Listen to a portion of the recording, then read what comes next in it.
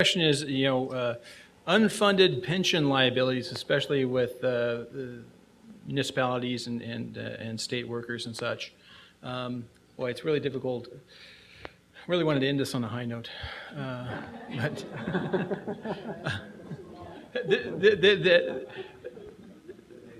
that specter is one of the most frightening things that faces the state. It's a payment right now for the California government. It's only going to get bigger. It gets bigger next year. It's going to be bigger the year after that, and bigger year after that. And it's probably one of the biggest boots that we're waiting for to drop and come to the forefront of concerns. We talk about it here.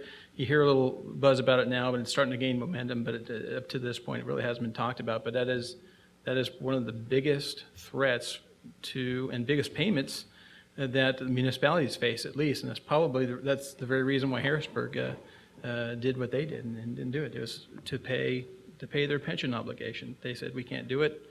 We're shutting down. We're not going to pay it. So that is a legitimate risk and concern. There's some interesting battlegrounds on this internationally. You may have read that I think it's France is raising their pension age from 60 to 62, and there's just outrage. So I don't blame them. Greece, I think, was raising theirs from 50 to 55 or 60 or something like that.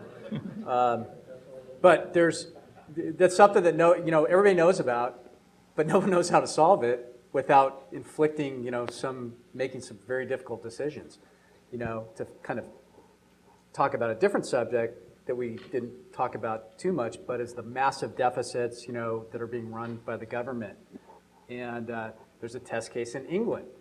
Is Prime Minister Cameron, the new guy in there, is kind of shaking the tree and is basically going on a massive budget cuts to get things in order. And I don't know how it's going to play out. It's worth following, though, isn't it? It's worth following, and it's happening. You read about this stuff, and it's kind of a little tiny headline, but I think it's very important to see how that plays out, because that's something that we're going to be facing both in California and the country.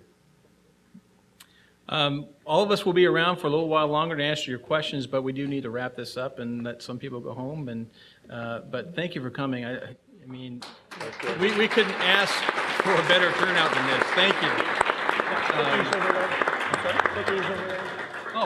Chuck wanted me to make sure that there's some cookies around here somewhere. And hopefully some are chocolate. Cookie? Chuck is a cookie monster. So thank you, and everybody have a good night and drive safely home. Thank you.